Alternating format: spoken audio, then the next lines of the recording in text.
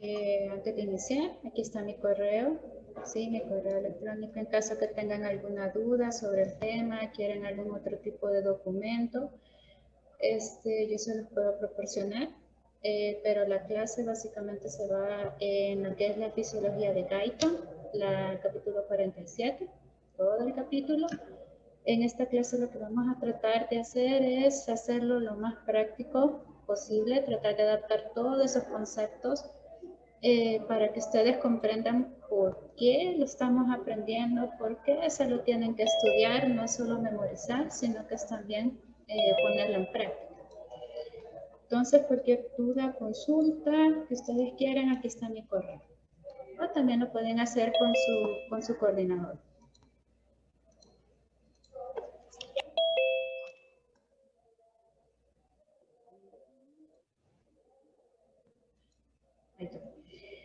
Como se los mencioné, este es el tema 7, la clase 7, que es de la unidad 2, los receptores sensitivos. Estos son los objetivos de la clase que vamos a abordar. Estos también se encuentran en su manual. Y vamos a comenzar hablando de la importancia de lo que son estos receptores, o sea, la importancia del tema, por qué tenemos que verlos. Bien, como aquí pueden ver, tenemos que los receptores sensitivos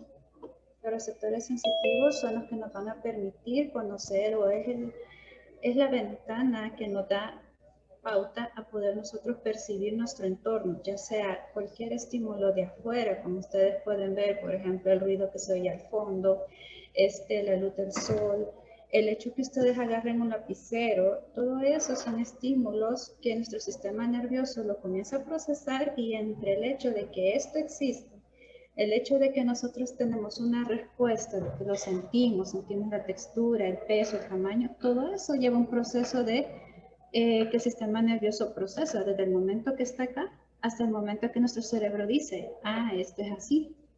Entonces los receptores sensitivos nos ayudan a dar una percepción de nuestro entorno. Solo de afuera, no, también de adentro. O sea, todos los estímulos de afuera de nosotros, los receptores sensitivos son la primera pauta que nos va a permitir que esos estímulos nuestro cerebro lo procese. Internamente también, ¿cómo?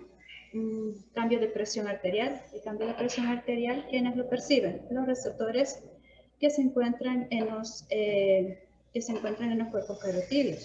Esos son receptores también. Entonces, su importancia radica en que nos ayudan a la percepción, a percibir. Estos estímulos, sí, los receptores sensitivos, este proceso de percepción inicia a partir de un estímulo que desencadena toda la serie de respuestas que vamos a ver y la transmisión de señales. Estos estímulos son específicos, quiere decir que existen receptores específicos para cada estímulo. No podemos decir nosotros que los mismos que nos van a ayudar a determinar que este lapicero es lapicero, que nosotros le estamos viendo azul, no es el mismo receptor que nos va a decir a nosotros cuánto pesa. Cada receptor tiene su función y cada receptor emite una respuesta diferente dependiendo de su estímulo. Este estímulo genera lo que es una energía de activación. Esta energía de activación, ¿cómo se mide? Se va a medir por umbrales.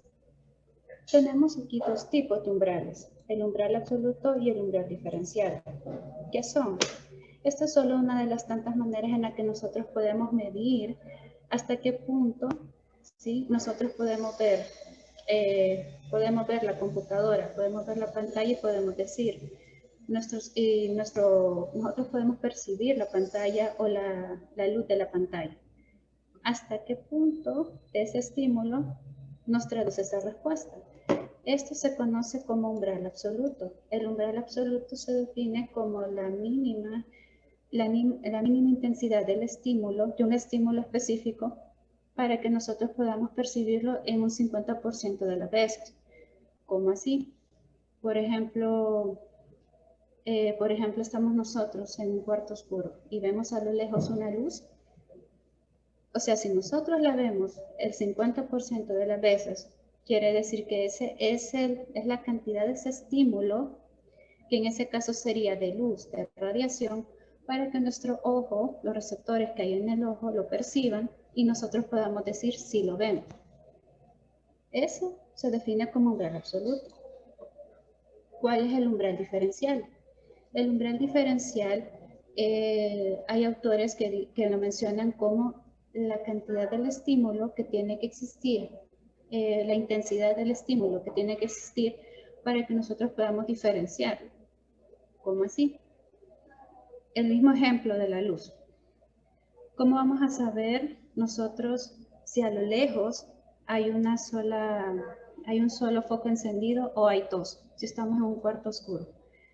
O sea, el umbral diferencial quiere decir la intensidad de ese estímulo. Otro ejemplo, tenemos dos libros, la Guyton, tenemos dos Guyton, una en cada mano. Nosotros sabemos que tenemos un libro si cerramos los ojos por el peso. Entonces, si tenemos esa percepción de peso, que tenemos dos libros, y de repente nos ponen otra Guyton en una mano, obviamente vamos a sentir esa diferencia. Entonces, esa diferencia es lo que se conoce como umbral diferencial. ¿Por qué se lo digo? Porque los receptores sensitivos hay un punto en donde se puede determinar una respuesta por esa intensidad, esa diferencia de intensidad. También los receptores se van a caracterizar, vamos a ver más adelante, por un proceso de adaptación. Entonces, esta es una forma de medir.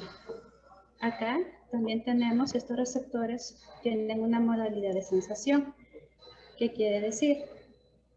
Receptores como por ejemplo el hecho de que nosotros vemos o detectamos una luz, escuchamos un sonido, el sonido de un reloj en un cuarto en silencio, o saboreamos o logramos diferenciar el agua de un agua azucarada. Esto nosotros es algo que se viene aprendido, o sea, es un estímulo que viene de una experiencia previa. O sea, nosotros no, desde el momento de nuestro desarrollo, durante toda nuestra vida, nosotros logramos determinar que nuestra percepción se basa a partir de la que es la experiencia previa. O sea, nosotros de repente no decimos, hey, nosotros vemos una luz porque sí, sino que nuestros receptores reciben el estímulo, nuestro sistema nervioso ya lo ha procesado y nosotros ya, nuestra respuesta es que estamos viendo una luz, escuchando un sonido o saboreando algo. A eso se basa la experiencia previa. Esta modalidad, la sensación cuando recibimos un estímulo genera impulsos. Estos impulsos, ¿cómo se van a traducir? Estos estímulos no pasan como tal, sino que estos estímulos vienen de lo que se llama un potencial de receptor sensitivo, y este potencial se va a convertir en un proceso de transducción y transformación en un potencial de acción. Ustedes ya vieron la diferencia de lo que es el potencial de acción a través de la membrana. Entonces, ese potencial de acción es la señal que va a comenzar a ascender por las fibras nerviosas, y eso se va a traducir en las imágenes que vemos acá como un ejemplo. ¿Y eso a qué se basa? Se basa en lo que se conoce como principio también de lo que es la línea marcada. El principio de la línea marcada dice que un estímulo va a transmitir solo una respuesta. Los receptores que tenemos en el ojo van a generar un estímulo. En el sistema nervioso hay una región específica que te va a decir qué es lo que estás viendo. Otra específicamente que te va a decir que estás escuchando. Otra específicamente que te va a generar lo que es el sabor del gusto. Este principio explica que aunque a medida que el estímulo vaya ascendiendo, el potencial de acción no cambia. ¿Sí? Siempre se da lo que es un potencial de acción que va pasando en un proceso de despolarización de la membrana. Ustedes ya conocen el proceso, pero al final el proceso de desinformación va a ser diferente. De eso trata ese principio. Y por eso la importancia de conocer los receptores sensitivos y cómo estos van a traducir una respuesta. Tenemos acá. ¿Existe algo que determine? Sí. Hablando de los receptores sensitivos, tenemos dos tipos de leyes que es bueno que ustedes conozcan. ¿sí? Si nos vamos a desglosar todo el tema, podemos ver que diferentes aspectos de la vida integran lo que es el mismo tema.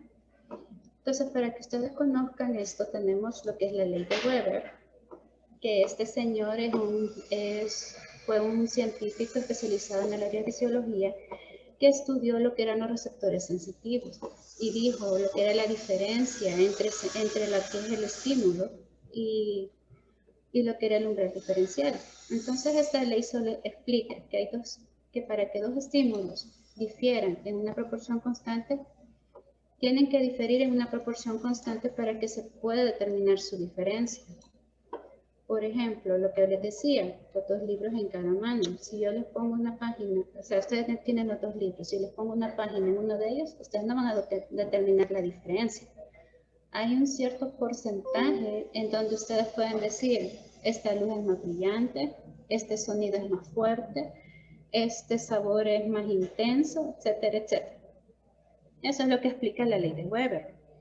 Según esta ley, esta es la fórmula con la que podemos determinar la diferencia de intensidad de un estímulo, de un mismo estímulo para decir si es diferente o si es igual.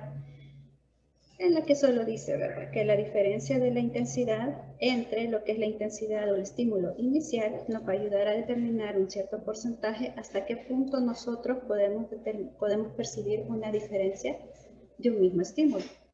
Y aquí solo unos cuantos ejemplos. Por ejemplo, se supone que para que nosotros podamos diferenciar que el peso o la diferencia de un peso de una misma cosa, por ejemplo, de un libro, del ejemplo que les mencioné de los libros, para que yo sepa que hay una diferencia de peso entre ambos, tiene que haber una diferencia de peso de 22%. Para que yo pueda decir la luz del sol es más brillante a las 12 que a las 9 de la mañana, mi diferencia de percepción tiene que ser un 8%. Y así, eso es solo para que ustedes conozcan que sí existe una fórmula para que nosotros podamos decir que un estímulo es diferente.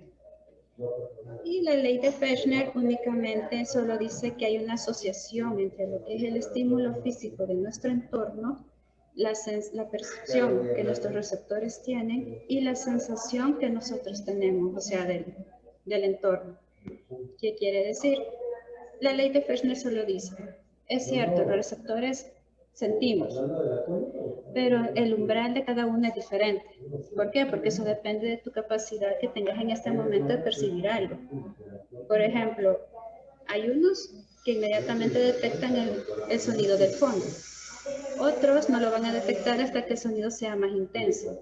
Entonces la ley de Fechner asocia dos cosas. Lo que es lo puramente fisiológico y lo que es ya nuestra parte mental en el proceso. Solo para que conozcan que sí también se explica también, que también es nuestro proceso mental y nuestra propia percepción. Ahora bien, una vez nosotros sentimos, una vez que nosotros tenemos un estímulo, ¿sí? Existe una teoría también, la teoría de la detección de la señal, que hay una diferencia entre lo que nuestro cuerpo siente, lo que el medio produce y lo que nosotros percibimos. O sea, nuestro cerebro procesa el estímulo, pero depende del grado en que nosotros lo sentimos, así va a ser nuestra respuesta. Entonces abarca tres aspectos esta teoría, lo que es la alerta, que en este momento ustedes están viendo la pantalla, pero no todo, unos van a estar viendo precisamente la gráfica, otros van a estar viendo este cuadro verde raro que está aquí abajo, entonces su percepción es diferente, pero ustedes tienen el mismo estímulo que es la visión. Ahora, también el otro elemento es la motivación, la expectación, la experiencia. Entonces, todo eso influye a que el cerebro descarte y utilice la información. ¿De dónde viene esa información? De los receptores sensitivos. Este cuadro solo menciona que si jugamos con la matriz y jugamos con los estímulos que están en nuestro ambiente, por ejemplo, pueden haber estímulos que son presentes, estímulos que podemos detectar y esa va a ser una respuesta específica. Por ejemplo, ¿qué es lo que estoy viendo? Estoy viendo una gráfica. Puede haber también que esté el estímulo presente, pero que nosotros descartemos esa información. Por ejemplo, lo que ocurre alrededor, que no sea lo que está en la pantalla. Y esa es una teoría de la detección de la señal. ¿Por qué se los pongo? Porque nosotros percibimos, pero depende también del aspecto fisiológico y depende también del proceso mental que como seres humanos tenemos. Ahora, cuando estamos hablando de receptores sensoriales, ya basándonos en desde el inicio que comienza todo eso, los receptores sensoriales, cuando estos se activan, por ejemplo, ahorita que estamos escuchando la clase, que escuchamos el ruido del fondo, estos se activan. Cuando se activan, estos receptores inicialmente se van a activar. Estos receptores sensoriales van a generar una señal de transducción. Esta señal de transducción se va a transformar en lo que es un potencial de acción, que es lo que ya conocemos el proceso.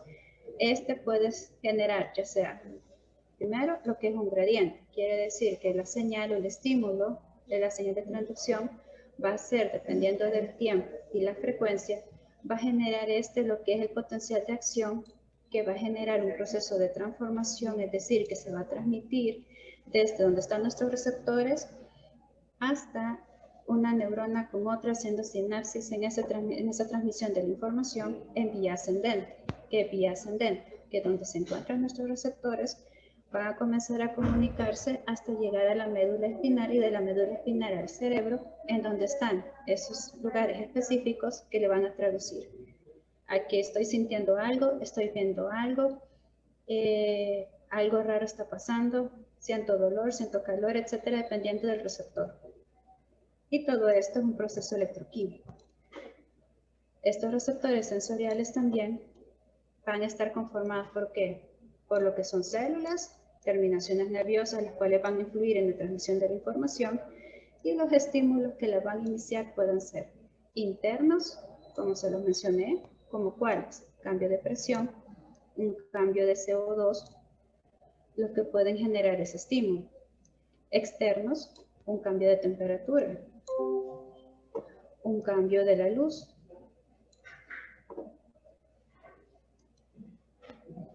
Esto no es más que lo que les acabo de mencionar, la ruta sensorial. Iniciamos con nuestro receptor, el cual va a captar un estímulo, un estímulo específico, luego va a subir a lo que son los ganglios sensoriales y luego va a subir de manera ascendente hasta la médula espinal para procesar la información. Este es otro ejemplo. Aquí tenemos diferentes tipos de receptores, los cuales ustedes lo tienen enumerado en una tablita en su capítulo. Hay diferentes tipos de receptores dependiendo de su ubicación, dependiendo del tipo de estímulo que ellos van a procesar. Así son. Tenemos, por ejemplo, el de Pacini. Tenemos uno que tenga diferentes fibras nerviosas. ¿Sí? El objetivo es percibir su estímulo. Este estímulo se va a traducir y va a pasar de manera ascendente, como se los mencioné, hasta el sistema nervioso central. Otra forma de mencionarlo, otro ejemplo en donde la transmisión de la señal o del estímulo va a subir hasta dar una respuesta que es la respuesta del estímulo.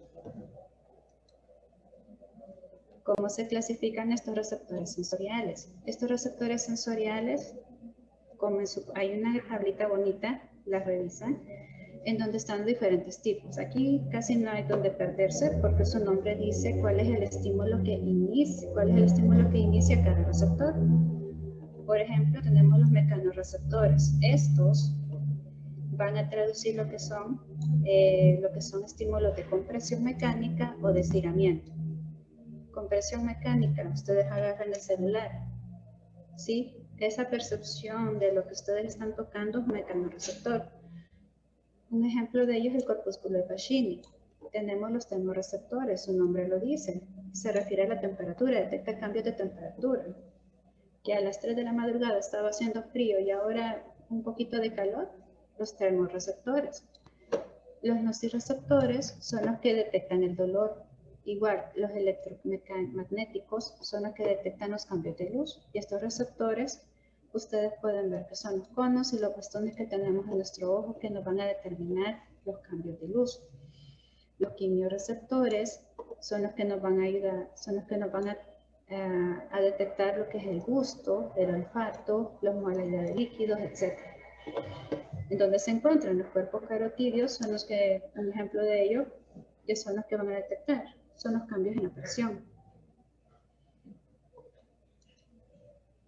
Ahora, aquí hay dos conceptos importantes. Habíamos hablado de lo que es la transducción y hablamos de la transformación. La transducción se define como la conversión del estímulo inicial en un potencial del receptor. Este potencial es el estímulo, o sea, el estímulo se convierte en el potencial. Quiere decir que el receptor se activa y comienza a generar un proceso de transformación de ese potencial a convertirlo en el potencial de acción que necesitamos para transmitirlo a las fibras nerviosas y a las células nerviosas hasta que pase por la vía ascendente. Acá tenemos que el potencial del receptor, este potencial, según la bibliografía, menciona que cada potencial de receptor tiene diferentes umbrales, pero menciona que el máximo umbral de todos los receptores en promedio es de 100, pero su libro dice que no, al menos que la intensidad sea muy alta, se va a llegar a este potencial. En caso contrario, ustedes ven acá, en esta gráfica van a ver que no hay mucha diferencia entre lo que es el potencial de receptor y lo que se les explicó sobre el potencial de acción. Cuando hay un estímulo, este estímulo tiene que ser, su frecuencia va a depender de la frecuencia, y cuando pase el umbral, se iniciará lo que es un potencial de acción. ¿Por qué? Por el proceso de despolarización de membrana y todo lo que ocurre. Este potencial de receptor se va a traducir y va a modificarse para transformarse en un potencial eléctrico, ¿verdad? Este potencial va a generar un cambio en la membrana, lo que va a generar todo el proceso que ustedes conocen, disfunciones iónicas, potencial de membrana, y de esta manera se va a transmitir la información, que es el proceso de la transducción. Todo esto se da por cambios que ocurren en el receptor, como cuáles deformaciones, dependiendo del tipo de receptor y el estímulo al que reaccionen, por un cambio químico, por un cambio en la radiación. Este potencial de acción, según la gráfica, ustedes pueden ver que entre mayor sea la intensidad del potencial del receptor y entre menos tiempo y entre más frecuencia, entre menos tiempo ocurre un cambio y otro, el potencial de acción va a ser más corto y más repetitivo.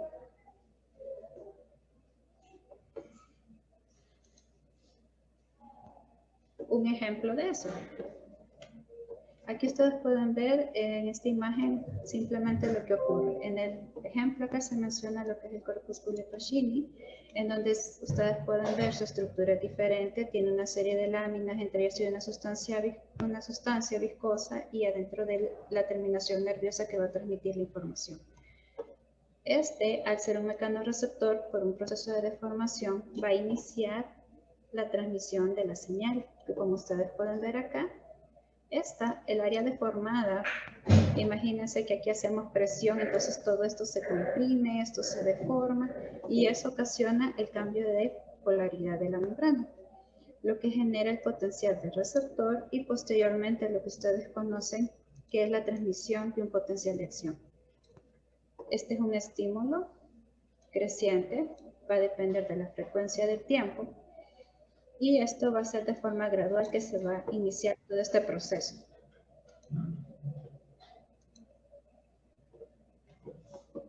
Pero a medida que se va dando lo que es el proceso de la transmisión de la señal, estos receptores pueden llegar a adaptarse o pueden llegar a dejar de transmitir ese estímulo o esa señal.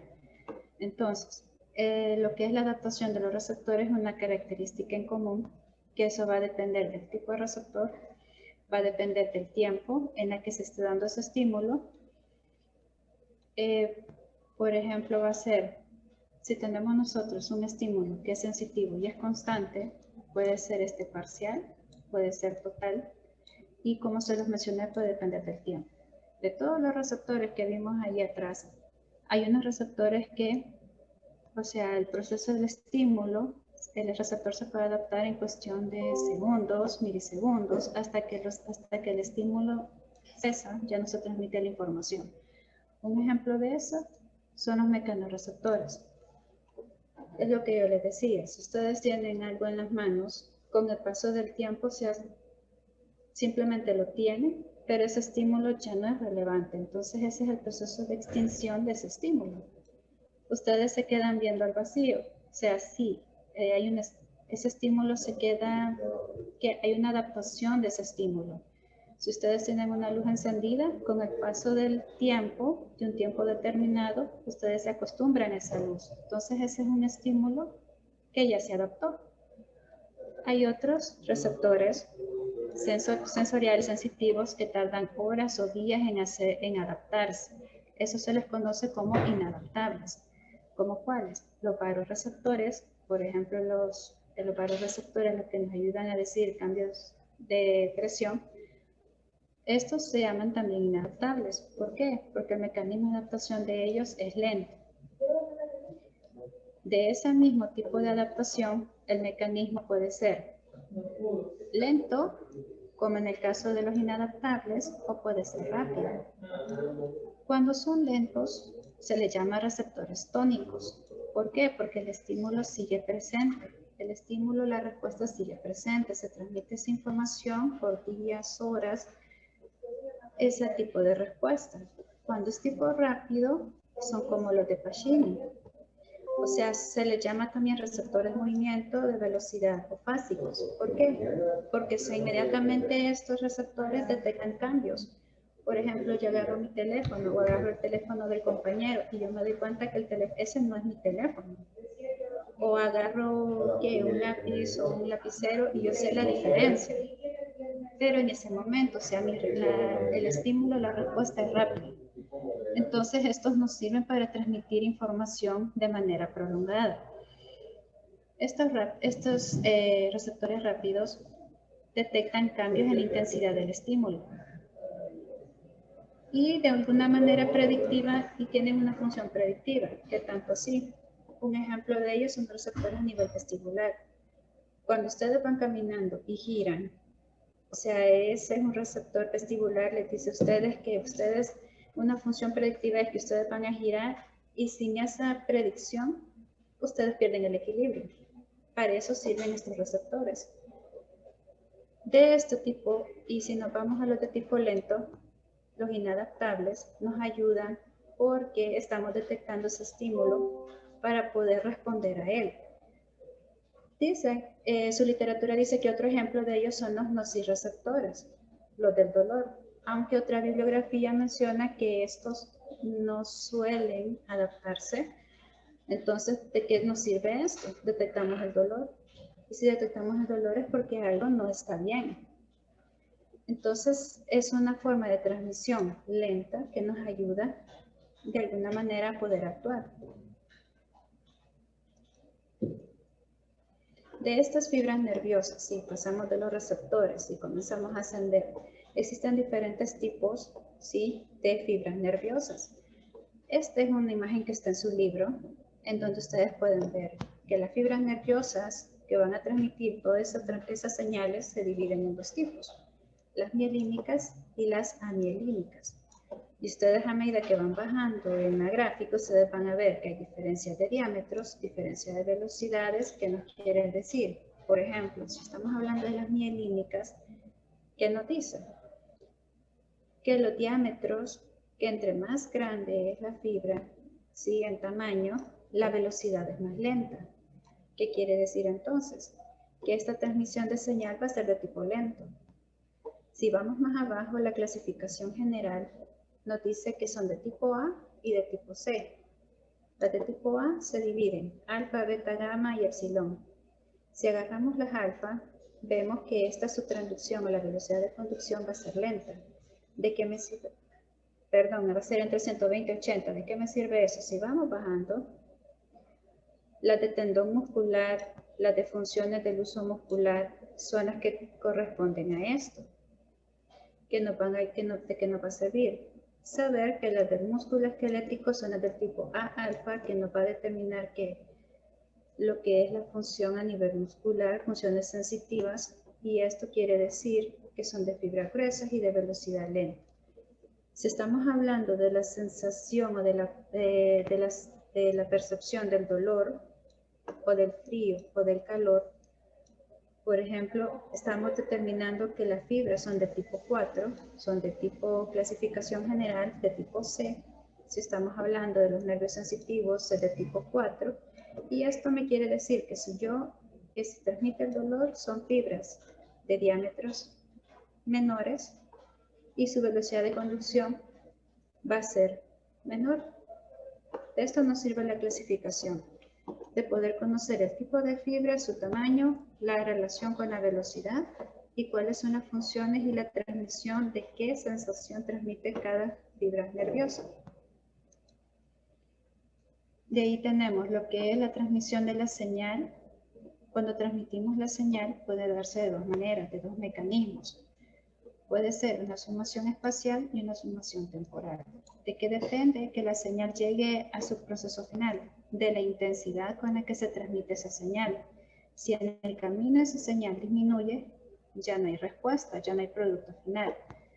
La primera forma en la que lo hace es por lo que se llama sumación espacial. Aquí quiere decir, por ejemplo, ustedes ven acá esta figura. Tenemos un área en donde hay un montón de fibritas nerviosas o de puntos de receptores del dolor que menciona que esta sumación espacial quiere decir que si ustedes producen un estímulo en esto que se conoce como campo receptor y el estímulo se realiza en un punto donde hay terminaciones nerviosas de mayor cantidad, eso va a generar lo que es una intensidad de señal alta que va a transmitir la información.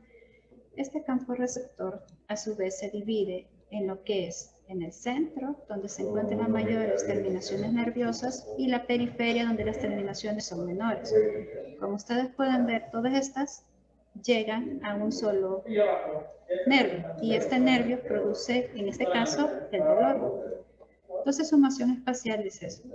Es el número de fibras nerviosas que van a percibir ese estímulo. Cuando estamos hablando de sumación temporal, se refiere a la frecuencia de ese estímulo. Por ejemplo, ustedes generan un estímulo, el mismo, pero en esa zona las terminaciones nerviosas son pocas. Pero si ustedes aumentan la frecuencia de ese estímulo, ustedes ven la gráfica acá, que el aumento de la frecuencia va a generar lo que es un aumento de la intensidad y se va a transmitir la señal. En una, quiere decir que en una va a depender del número de fibras nerviosas y en otra va a depender de su frecuencia. Cuando procesamos las señales, estas señales se van a dividir. Los grupos neuronales, por ejemplo, tenemos. Los grupos neuronales se les llama así porque para las señales hay un grupo de fibras nerviosas o de neuronas que van a transmitir la señal.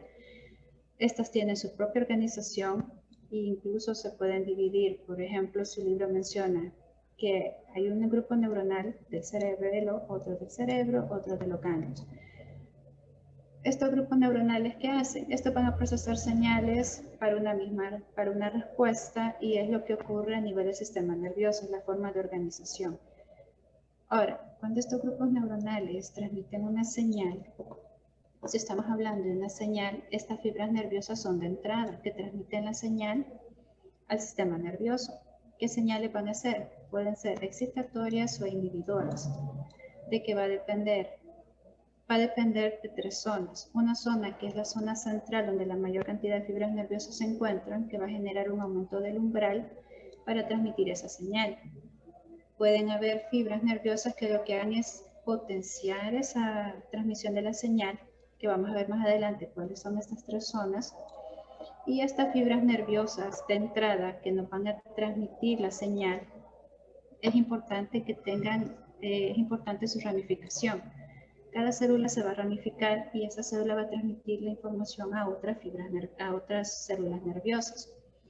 Dentro de esa misma transmisión de señales, hay algo que se conoce como campo de estimulación. Este campo de estimulación es la zona neuronal estimulada que tiene las fibras nerviosas suficientes para comenzar a transmitir la señal a otras células nerviosas y generar un potencial de acción.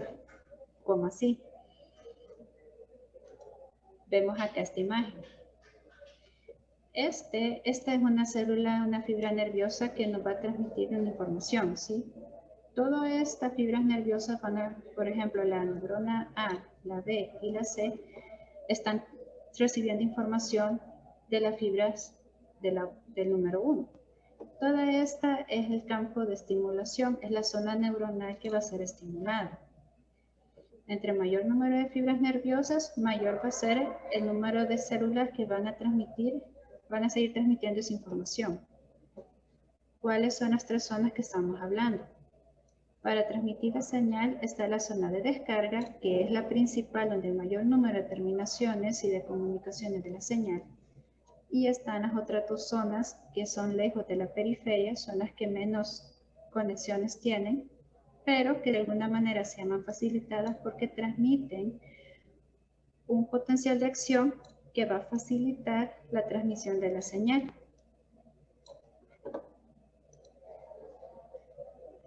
A partir de esa transmisión de señal hay dos conceptos, divergencia y convergencia. La divergencia, ustedes ven aquí, esta imagen de acá, ustedes pueden ver que es una neurona que comunica a 2 y después estas dos comunican a 4 y así van a ir en esa cascada. Eso es divergencia, es la transmisión de la señal de una neurona o a múltiples neuronas con el fin de aumentar el número de fibras para la estimulación de esa señal y es una transmisión de manera exponencial. Pueden ser de dos formas. De manera amplificada, como se ve en esta figura primera que vemos acá, y puede ser de múltiples fascículos como la que se ve acá. Y aquí ustedes pueden ver que son tres terminaciones nerviosas que transmiten una señal a múltiples células. Un ejemplo de la primera es lo que es la vía córtico-espinal, que es la que utiliza una forma exponencial, y el músculo esquelético. Cuando estamos hablando del segundo tipo, que es de múltiples fascículos, se llama así porque se transmite la señal a múltiples ramas. Sí, es en forma de cascada, pero va a llegar un punto en el que la transmisión se va a dar en dos direcciones. Esa es la diferencia. La convergencia. Esta convergencia es a la inversa. La señal viene de diferentes fuentes para estimular una sola neurona. Pueden ser de dos tipos. Puede ser que de diferentes fuentes, pueden ser diferentes fuentes que estimulen a una sola neurona o puede ser que de una sola fuente se deriven todas estas terminaciones nerviosas para estimular una sola neurona. La más importante es esta, que múltiples fuentes estimulen a una sola neurona. ¿Por qué? Porque estas son diferentes señales que llegan a una neurona. Estas van a integrar diferentes tipos de información, va a ser un efecto acumulado y ejemplo de ello, ¿quién lo hace?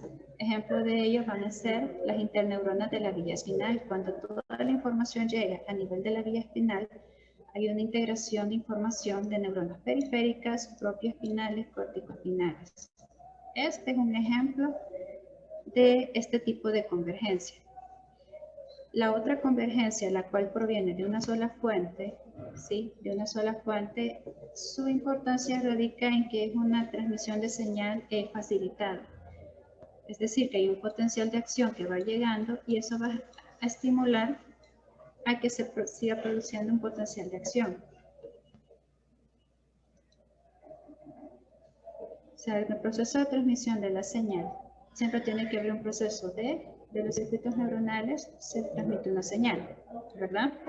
Esta puede ser de dos tipos, excitatoria e inhibitoria. ¿Por qué? Porque tiene que darse un proceso de regulación.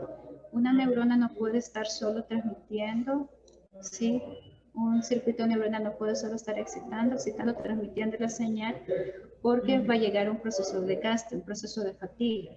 Ejemplo de algo que puede suceder de esa manera es una persona con una convulsión. Es una reacción, es una activación de un conjunto de neuronas que no tienen una forma de regulación y por lo tanto se produce la convulsión. Entonces, el sistema nervioso tiene que regular. Entonces, están lo que son circuitos en donde se da una excitación, pero a la vez se da una inhibición para regular ese proceso. También hay circuitos de neuronas que se llaman circuitos de inhibición recíproca. Por ejemplo, los pares de músculos antagonistas. Los músculos, su función es contracción. Entonces, una forma de regular esa actividad son los músculos antagonistas, son los que van a dar la relajación. Porque entre una transmisión y otra tiene que haber un proceso de recuperación del estado basal. Acá tenemos el ejemplo. Hay un proceso de excitación, pero también hay un proceso de inhibición que va a regular esa transmisión. ¿Para qué? Para que se dé una fase de recuperación y se pueda dar la siguiente transmisión de señal.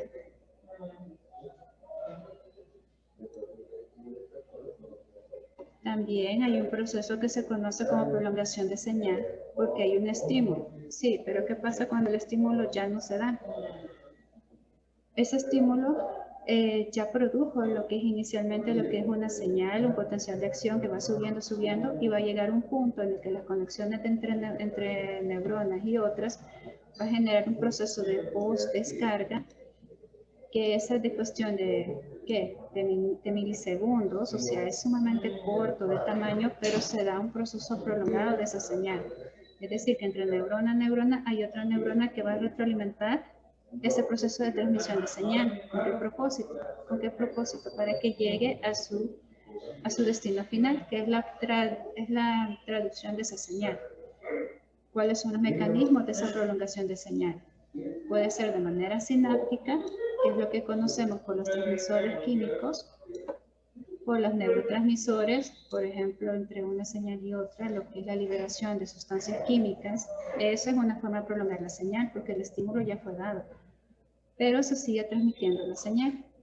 Y la otra forma es a través del circuito reverberante, que es el circuito oscilatorio, es decir, que entre neurona y neurona hay una que tiene terminaciones nerviosas que retroalimentan. Hay una forma de retroalimentación positiva de esa señal. Es la más importante, este tipo es la más importante a nivel del sistema nervioso. Y es un proceso de reexcitación, básicamente. ¿Cuáles son las características de esta prolongación? Primero, lo que es el proceso de excitación. Hay una reexcitación continua. El otro objetivo también, aquí ustedes pueden ver la gráfica, puede darse lo que es el estímulo de la señal, ¿sí? La prolongación va a llegar a su punto en el que se da que es la transmisión de la señal. La prolongación puede generar lo que es un proceso facilitado, puede dar una acción normal y puede llegar a un punto en el que se da lo que es un cese abrupto. ¿A qué se debe ese cese? A que la prolongación de la señal terminó, o sea, entre una señal y otra, terminó la prolongación y se dio un cese, que es lo que les mencionaba, el proceso de regulación de la transmisión de la señal. Estos son ejemplos de lo que es la prolongación de la señal de manera por circuitos reverberantes, desde la forma más sencilla hasta cada vez la forma más complicada, ya colocándoles otras terminaciones nerviosas externas, que es el proceso de facilitación que les mencioné. Igualmente la regulación. Y aquí pueden ver ustedes cómo se da la prolongación de la señal en ese mecanismo. Cuando se emiten señales, en el caso de continuando con lo mismo, se da lo que es una emisión de señales de salida, que son descargas neuronales que están de manera continua, de manera repetida. Entonces pueden darse tres acciones. Puede ser excitatoria, lo cual esta va a generar lo que es un aumento de la señal de salida para transmitir a otra neurona. Pueden ser inhibitorias. Las inhibitorias son las que reducen esa transmisión de la señal. ¿Hasta qué punto? Que la frecuencia de esa señal disminuya hasta que llegue a cero y ya no exista esa señal en específico y se extingue como parte de la regulación. Un ejemplo de señales reverberantes de tipo continuo En ese momento no alcanzan la fatiga porque necesitan ser transmitidos. También de estas mismas señales reverberantes, un ejemplo son las señales de salida, de tipo rítmicas. ¿Como cuáles? Las tipos respiratorias. Esas son señales rítmicas de salida que están transmitiendo un mensaje en específico. Estos circuitos neuronales, sí, pueden haber circuitos inhibidores, como se los mencioné. Está lo que es un mecanismo que se conoce como fatiga de la sinapsis, que son elementos de regulación, de transmisión y conducción de la señal. ¿Para qué? Para poder restaurar a su estado basal las neuronas para la siguiente transmisión de la señal. El objetivo, evitar la difusión excesiva de señales. Existen dos tipos. Están los tipos de retroalimentación y están los grupos de grupos neuronales. Ahora, en otra forma de regulación está lo que es la fatiga sináptica. Aquí ustedes pueden ver que entre lo que es la fuerza de contracción de un músculo, por ejemplo, y lo que es el tiempo en el que se da cada estímulo, esto comienza a disminuir. Por eso la transmisión se hace cada vez más débil y esto es parte del proceso de recuperación. Ustedes pueden ver al inicio del estímulo genera una contracción. Luego, a medida que pasa el tiempo y vuelve a darse el mismo estímulo, esta va a ser menor y menor, que es parte de la fatiga sináptica. Es una forma de protección para poder restaurarse a un estado basal nuevamente para ejercer el mismo efecto. Pero si no se diera, entonces cada vez que pasa más el tiempo, el periodo de excitación va a ser menor.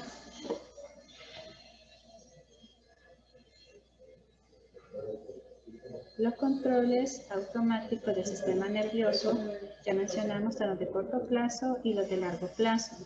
¿Para qué? Para restaurar sus valores, para regular los procesos de excitación y la transmisión de señal. A corto plazo tenemos cuáles son. Está la de fatiga y recuperación, que entre estos está la fatiga sináptica, los procesos de inhibición, retroalimentación negativa, en donde se da una relación para evitar el uso excesivo y que esto nos lleve a la fatiga. ¿Qué pasa cuando hay una fatiga? La reacción o el mecanismo de acción es menor. Y a largo plazo, ¿qué tenemos? Se suele reajustar por lo que son circuitos, que es lo que no nos interesa del corto plazo, ¿sí? Bueno, esa sería la última. Yo sé que es un tema bastante largo y un poquito difícil de comprender, pero si tienen alguna pregunta ahorita.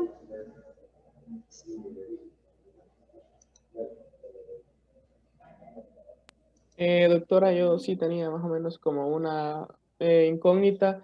Es con respecto a, usted mencionaba sobre las convulsiones. En ese caso usted hablaba de que no, esa parte no entendí muy bien, como que había desgaste, no sé si, no podría explicar esa parte, porque mencionaba de la convulsión. Ah, ok.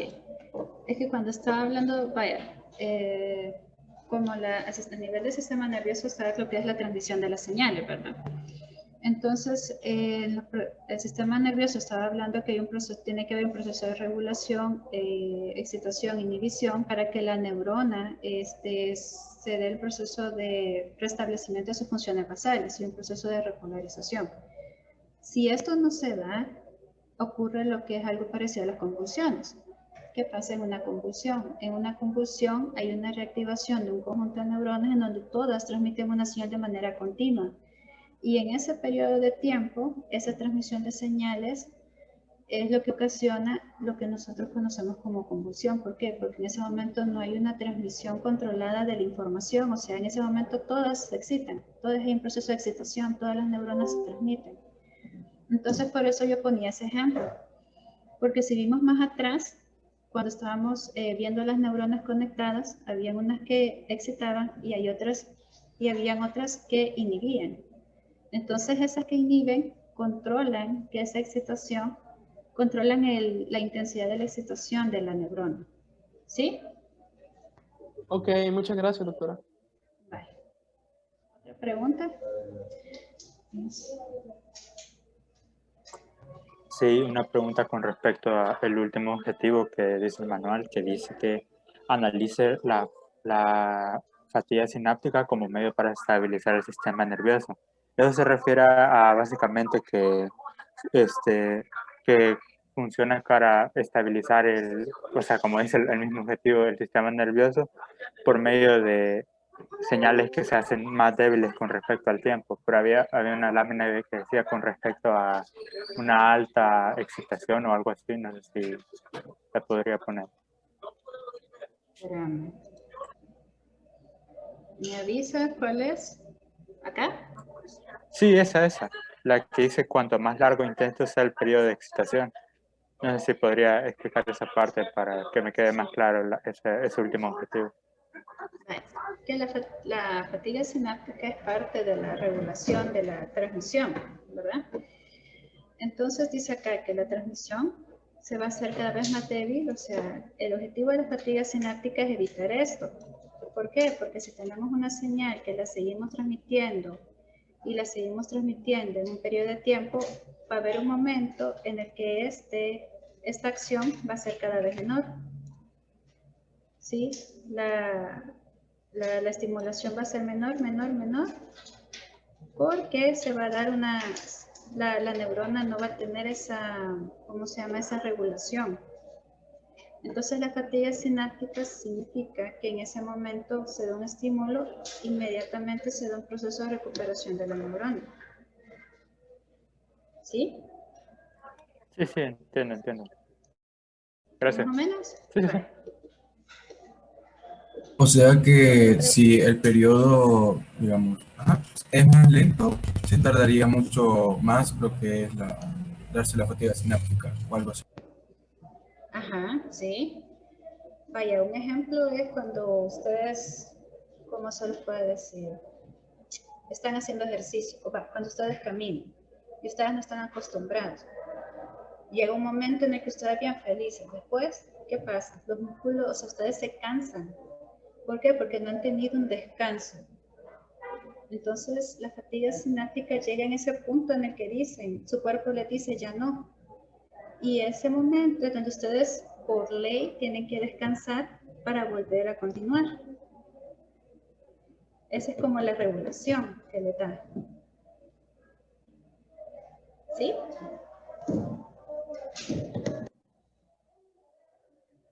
Sí, ¿no? Sí, gracias. ¿Más o menos? Vale. ¿Otra pregunta?